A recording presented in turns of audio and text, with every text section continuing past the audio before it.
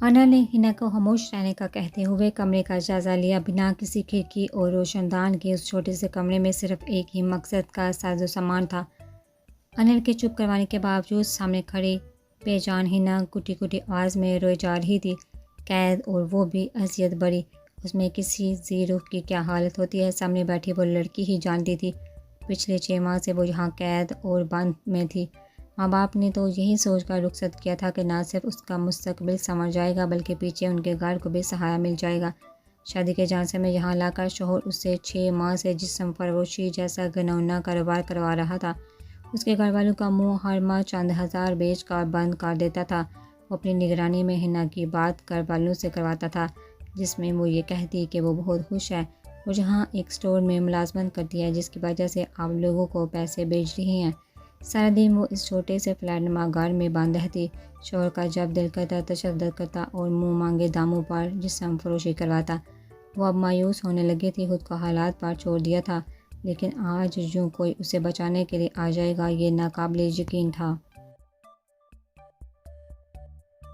مجھے یہاں سے جانا ہے، مجھے پاکستان جانا ہے، اپنے گھر پلیز مجھے لے چلو یہاں سے۔ کانپتے ہاتھوں سے رائے فرار کی جا بار پکڑی۔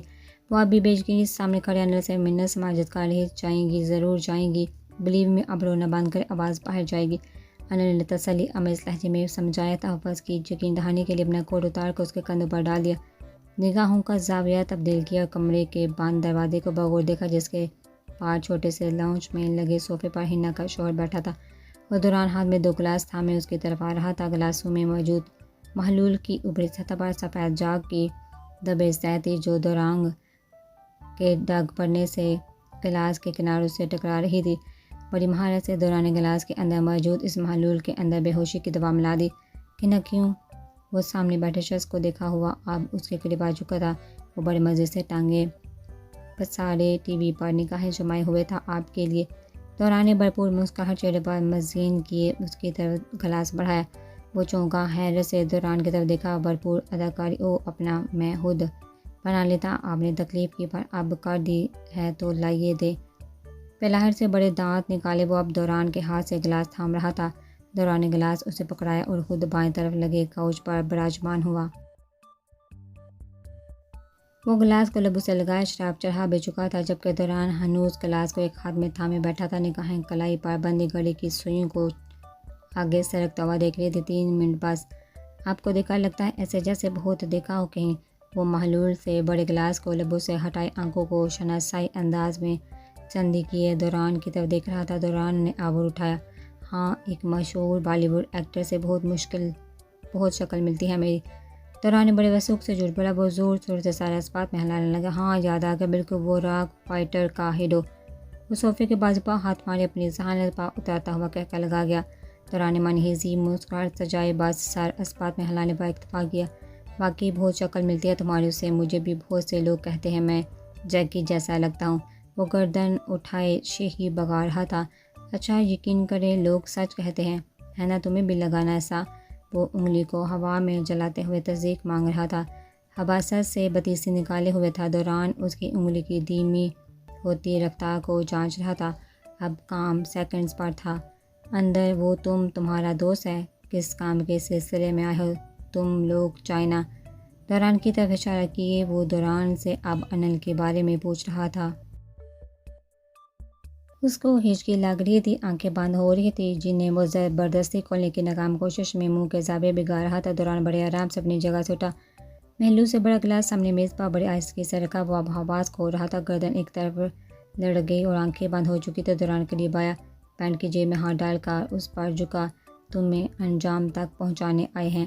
سیاہ آسمان پر انگنت ستاروں کی جھلمٹ میں آخری تاریکیوں کا باریک سا چاند چمکتا ہوا دنیا میں موجود بہت سے سیاہ بخت لوگوں کے دکھوں سے بے خبر تھا۔ کراچی میں گھٹن زدہ تنگ گلیوں میں بنے تعفن زدہ یہ گھر، جن کی ہر سیم زدہ بپھری اینٹ اندر رہتے مکینوں کی گھٹی اور تلخ زندگیوں کی غمازی تھی۔ 2 کمروں اور چھوٹے سے اسٹور نما کوٹری پر مشتمل اس گھر میں رات کے 11 بجے جنگیروں کی آوازیں ایک بنبناہٹ کی طرح گونج رہی تھی۔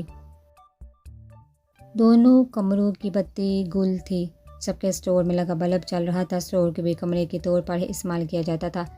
دسمبر کی جاہ بستہ سردی میں جہاں گھر کے تمام مکین لحافوں میں دبے سو رہے تھے، وہاں اسٹور میں ڈالے بستر ایک طرف بے خبر سوئی میری کی کروٹ کی مخالف سمت وہ سمٹی سی چور نگاہوں کے ساتھ گود میں رکھے کتاب پر نگاہیں دوڑا رہی تھی۔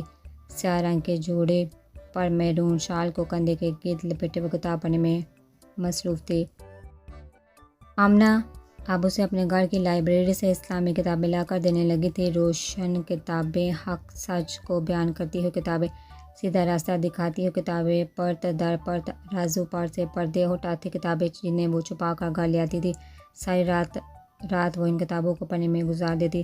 اسلام کامل دین ہے، صرف ذہن اس کو تسلیم نہیں کر رہا تھا، بلکہ آہستہ آہستہ دل میں لگے قفل میں بھی کھلنے لگے تھے۔ وہ سوچنے لگی تھی، پھر کھوجنے لگی تھی، پھر ماننے لگی تھی، بس اب ایمان لانے کی دیر تھی۔ دروازہ کھلنے کی ہلکی سی چرچراہٹ پر بڑھ کر رفتاری سے اس نے کتاب کو لحاف میں چھپا لیا، مضطرب سا چہرہ اوپر اٹھایا۔ جو بھی جاگ رہی ہو نا؟ سنانا سر اندر کیے پوچھتے ہوئے آگے بڑھی، سیاہ شال کندھوں پر لپیٹے وہ اندر داخل ہو چکی تھی۔ آ جاؤ، تم نہیں سوئی؟ ابھی تک روشنی سو گئی تھی، بلکہ ہلکی سی گڑبڑاہٹ پر وہ مشکل قابو پائے ہوئے تھی۔ عموماً اس وقت سب سو جاتے تھے، مگر آج سنانا کی بیٹی روشنی بیمار تھی۔ کچھ دیر پہلے تک اس کے رونے کی آوازیں گھر بھر میں گونج رہی تھی، اب شاید وہ سو چکی تھی۔ ہاں سو گئی ہے۔ وہ دروازہ بند کرنے کے بعد اب اس کے بستر کے قریب آ رہی تھی۔ جوبی کی دھڑکنیں تیز ہونے لگی، دھک دھک کی آواز کے ساتھ گال گرم ہونے لگے۔ تم بھی سو جاتی نا، تھوڑی نیند پوری ہو جاتی۔ کوشش تو کی، مگر سر میں بے پناہ درد تھا، چائے پینے کو دل تھا، مگر تمہاری ہاتھ کی ہلکی سی مسکان نے سنانا کے خشک لبوں کے کناروں کو پھیلا دیا۔ کتنے عرصے بعد تو وہ یوں مسکرائی تھی۔ چوی نے نظر بڑھ کر اسے دیکھا، پلاہٹ زدہ تھکا چہرہ، آنکھوں کے نیچے گہرے سیاہ حلقے اس کے حسین چہرے کو پسماندہ کیے ہوئے تھے۔ دل میں ایک تیز اٹھی، 1 سال پہلے کیسا کھلتا چہرہ تھا اس کا، چمکتی آنکھیں، دمکتی سرخی، جھلکاتی رنگت۔ ابھی بنا دیتی ہوں، چلو ساتھ چلتے ہیں، کچن میں اکٹھے بناتے ہیں۔ لحاف کو بڑی احتیاط سے اٹھاتی وہ اپنی جگہ سے اٹھی، مبادہ سنانا کی نگاہ کتاباں پڑ جائے، وہ اس سے پہلے ہی پلٹ کر دروازے کی طرف بڑھ گئی۔ چوی نے سر کو ہلکا سا ہم دیا، ایک جانچتی نگاہ واپس لحاف پر ڈالی، اس کے پیچھے پیچھے کچن میں آگے چھوٹا سا بوسیدہ کچن بھی مریم نے بڑے سلیقے سے صاف رکھا ہوا تھا۔ چوی اب برتنوں کی الماری میں سے کیتلی نکال رہی تھی اور سنانا دودھ کی بوتل فریج سے نکال کر باہر لا رہی تھی۔ چوی بوتل کو اس طرف بڑھاتے ہوئے دھیمی مگر پرشوق لہجے میں پکارا، ہوں۔ ایک کپ پانی کی کیتلی پر چڑھاتے مگر انداز میں ہلکا سا ہنکارا بڑا رہبر رشتہ بھیج رہا ہے پھر سے، خالہ نے اماں کو بتایا ہے کہ وہ جلدی آئیں گی۔ سنانا نگاہیں جھکائے ہوئے تھی۔ چوی نے چونک کر خوشی سے دیکھا، وہ ان کا خالہ زاد تھا جس کا رشتہ پہلے سنانا کا اچھی جگہ سے رشتہ آ جانے پر جان نے ٹھکرا دیا تھا۔ رہبر سنانا کو پسند کرتا تھا، وہ اچھا سلجھا ہوا لڑکا تھا، لیکن مالی حالات اچھے نہیں تھے جس کی وجہ سے جان راضی نہیں ہوا تھا۔ یہ تو بہت خوشی کی بات ہے نا؟ چوی کے چہرے پر مسکراہٹ بکھر گئی تھی، جبکہ وہ اداسی سے سر جھکائے ہوئے تھی۔ میں نے اماں سے صاف صاف کہہ دیا، پہلے چوی کی شادی ہوگی تو ہی میں کروں گی، تب تک روشنی بھی بڑی ہو جائے گی۔ میرے نصیب کے انتظار میں خود پر نصیب کے دروازے کیوں بند کر رہی ہو سنانا؟ رہبر اچھا لڑکا ہے جو تمہیں یوں ایک بچی کے ساتھ بھی قبول کر رہا ہے۔ اور آہستگی سے سنانا کے چہرے کو تھوڑے سے پکڑ کر اوپر گیا۔ نصیب وہ کیا ہوتا ہے چوی؟ اس کی آنکھیں ڈبڈبا گئی، ایک ہونک تھی جو چوی کے دل میں ٹیس پن کا اٹھی اور پھر کم ہوتے ہوتے جیسے پورے وجود میں گھل گئی۔ پانی کتیلی میں پک کر اب پتلی کناروں سے چپکنے لگی۔ چوی نے فوراً پکتے پانی میں دودھ کی بوتل انڈیلی، سفید دودھ سیاہ ہوتے پانی میں گھل کر اپنا رنگ بدلنے لگا۔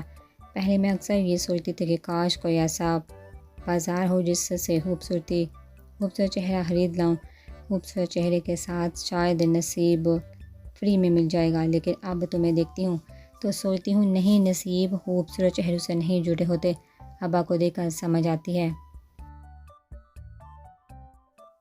نصیب تو دولت سے جڑے ہوتے ہیں۔ کھویا سا لہجہ اور آنکھیں کھلتی چائے پر تھی، چینی کے 2 چمچ کتیلی میں انڈیل کا وہ گمسم کھڑی سنانا کی طرف پلٹی، وہ مسکرائی تھی، پھیکی سی مسکراہٹ۔ سنانا نے تڑپ کر اس کے چہرے پر نگاہ گھمائی، تم بدصورت نہیں ہو چوی، کیوں ایسا سوچتی ہو؟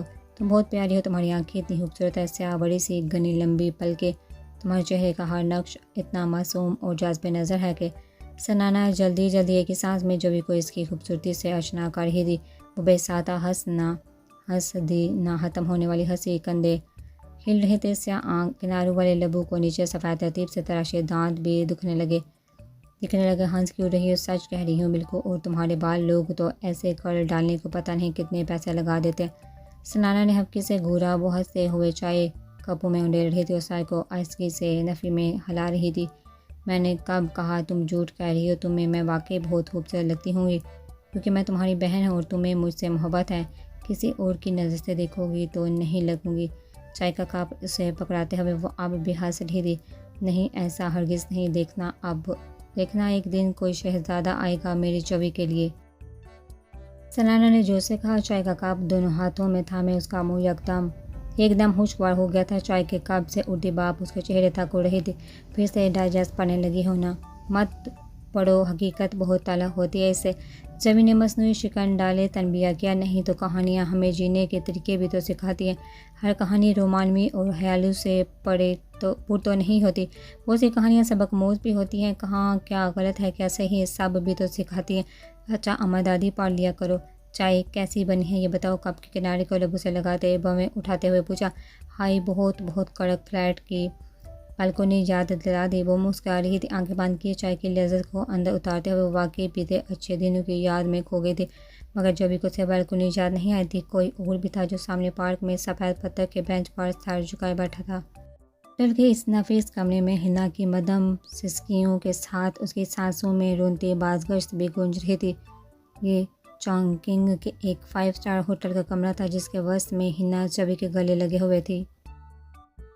سیاہ گرم مکمل بند کوٹ میں ملبوس وہ شفاف آنسوں سے تر چہرہ لیے اس دن کے نسبت بہت بہتر حالت میں تھی۔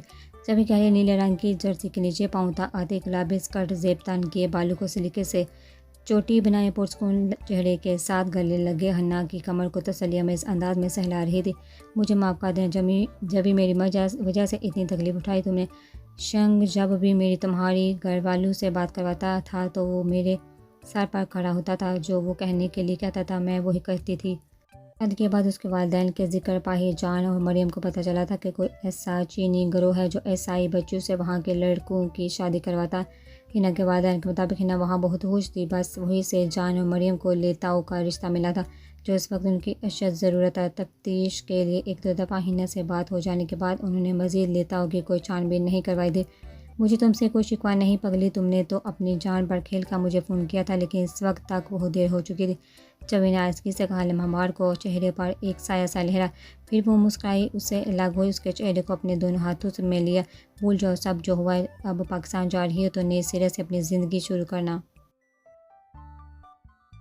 حنا کے شوہر شنگ کے بے ہوش ہوتے ہی دوران اور انل اس کو وہاں باندھ کر حنا کو بحفاظت وہاں سے نکال لائے تھے۔ ایسا کرنا بہت ضروری تھا کیونکہ پولیس کو شنگ پورے ثبوتوں کے ساتھ پیش کرنا تھا۔ اس کے بعد حنا کو بحفاظت پولیس اسٹیشن پہنچانا جہاں اس نے شنگ کے خلاف بیان دیا اور چائنا پولیس کی فوری رد عمل پر بے ہوش شنگ کو اس کے گھر سے تمام ثبوتوں سمیت گرفتار کر لیا گیا۔ پھر 2 دن کے اندر صرف شنگ ہی گرفتار نہیں ہوا تھا، دوران اور انل نے حنا کی ویڈیو بنائی اور اس کو وائرل کرتے ہوئے پاکستانی حکام کو جگایا جن کی توجہ اس گھناؤنے جرائم کی طرف آج تک گئی ہی نہیں تھی۔ 2 دن کے اندر نہ صرف چائنا میں شنگ سے لے کر لیتاؤ جیسے ایسے چال باز تمام لڑکوں کو گرفتار عمل میں لائے گی، جبکہ پاکستان میں ان جرائم میں ملوث دھڑ گروہ اب گرفتار ہو رہے تھے۔ بہت سی لڑکیاں حنا کے ساتھ بازیاب کروا لی گئی تھی جن کی آج رات پاکستان روانگی کی۔ چوی کو اور خود کو دوران ابھی بھی اس سارے معاملے میں محوی رکھے ہوئے تھا۔ وہ جانتا تھا ابھی اس ریئیکشن پر بلیک سیکس مافیا بھی کچھ دیر کے لیے روح پوش ہو گیا ہوگا، اسی لیے دوران چوی کو لے کر چائنا سے نکلنا تھا۔ اب کی بار دوران نے سنوکر کے کھیل جیسا داؤ کھیلا تھا۔ اسٹیئر گیر کو ایسی ضرب دی تھی کہ چاروں طرف بہت سے گیند نہ صرف نشانے پر آئی تھی بلکہ لڑکتے ہوئے چاروں ہنوں کو چت کر دیا تھا۔ چوی نے پاکستان میں سنانا اور رہبر سے بات کر لی تھی۔ وہ اپنے معاملے میں خاموشی اختیار کرنے کی تلقین کر چکی تھی۔ دوران اسے اس سارے معاملے میں بڑے انداز میں الگ کر رہا تھا۔ اس وقت حنا پاکستان واپسی کے لیے تیار تھی اور جبھی اسے الوداعی طور پر گلے مل رہی تھی۔ دروازہ کھلنے کے بعد بس جبھی اور حنا نے ایک ساتھ دروازے کی طرف نظر گھمائی۔ دوران کے پیچھے انل کو کمرے میں داخل ہو رہا تھا۔ دوران ہنوز اپنے لاپرواہ سے خلیے میں، جبکہ انل سور بور تھا۔ وہ تو کھلے سے ٹراؤزر کی جیب میں ہاتھ ڈالے موبائل اسکرین پر کچھ دیکھنے میں مگن تھا، جبکہ انل ابھی لب بے چین کی طرف دیکھ رہا تھا۔ اب کی فلائٹ کا وقت ہے، پولیس نیچے انتظار کر رہی ہے۔ हिना ने आजगी से सर को इस बात में हिलाया और फिर से जबी को अपने साथ लगाए। अपना ख्याल रखना। जबी तो नम आंखों के साथ मोहब्बत से उसके कान में सरगोशी की। तुम भी। वो पीछे होकर आजगी से मुस्कुरा दी। हिना एक मोहब्बत भरी अलविदाई निगाह उस पर डालती पलटी और अनिल के पीछे कमरे से बाहर निकल गई। वो अब तक कमरे के बस में अपने मोबाइल पर सर झुकाए खड़ा था। जबी को प्रपोज करती वीडियो ने पूरे हॉलीवुड में हलचल मचा दी थी। मीडिया वाले और फैंस दौरान के गायब होने पर बेयकीनी जाहिर कर रहे थे। सबको जानना था कि आखिर वो कौन सी खुशकिस्मत लड़की है जिसे दौरान अपनी दुल्हन बनाने वाला है। कब मिला, कैसे मिला, कब मोहब्बत है और अब कब शादी करेगा। दौरान के प्रपोज करने वाली वीडियो ने हार्वी और ब्रूस की वीडियो को पस से पुश डाल दिया था। लोगों को बस अब दौरान की मीडिया पर बयान का इंतजार था। वो यूं ही ट्राउज़र की बाएं जेब में हाथ डाले, पेशानी पर की चिकन उबारे दाएं हाथ में मौजूद मोबाइल स्क्रीन पर नजर जमाया हुआ था। जब चबी अपने और उसके बीच मौजूद 4 कदम का फासला ख़त्म करते उसके मुकाबला खड़ी, चबी ने दोनों हाथों को हथेली को आपस में मिलाया और अल्फाज को जहन में तरतीब दिया।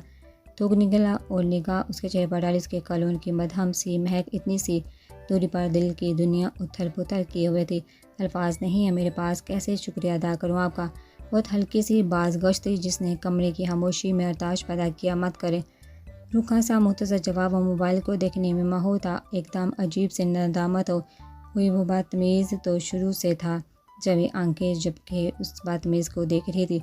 मेरा मतलब है शुक्रिया मत अदा करें, बस मेरे लिए वो करें जो मैं कहूँगा। सपाट चेहरे में बिना तमहीद बांधे अपना मकसद बताया। फिर निगाह उठाई। वो गाल कर देने वाली हिज्जल आंखें। जमीन ने फ़ौरन पलके गिरा दी। क्या करना होगा मुझे? ये अदब सिर्फ इसके एहसानों के मरहूने मिन्नत नहीं था। सामने खड़ी लड़की के लिए वो कुछ और ही अहमियत रखता था। उसे जब भी ये महसूस होता तो अजीब सी चिढ़ होने लगती। फ़िलहाल तो पूरे एतमाद के साथ मीडिया पर इंटरव्यू देना है आपको। गहरी सांस लेते हुए जहन से जबी की सोच को झटका। वो अब फिर से पलके उठाए उसकी आंखों में देख रही थी। स्याह आंखों की पुतलियों में बेपनाह एहतराम के साथ एक समंदर मौजूद था जो दौरान से महफी नहीं रह सकता था। पूरा निगाहें चुराई। चेहरे पर सहती उदाई। कैसा इंटरव्यू देना होगा मुझे? वो सवाल कर रही थी। मीठी सी आवाज़ जिसकी फवार उसके असाबों पर बरसने लगी थी। क्या थी वो और क्यों थी? लेकिन उसे नहीं चाहिए थी। वो ज़बरदस्ती घुस रही थी उसकी ज़िंदगी में, उसकी बहुत सी पर्सनल ज़िंदगी में जहाँ आज तक वो किसी को मकाम देने का तसव्वुर भी नहीं करता था। वहाँ वो एक सानी के तौर पर आ रही थी। बताऊँगा। तेज़ी से वो इसके पास से गुजरता हुआ कमरे के दरवाजे की तरफ बढ़ गया। जब अब बंद दरवाजे की तरफ देख रही थी वो चला गया था, लेकिन उसकी खुशबू यही हवा में अब तलक घुली थी।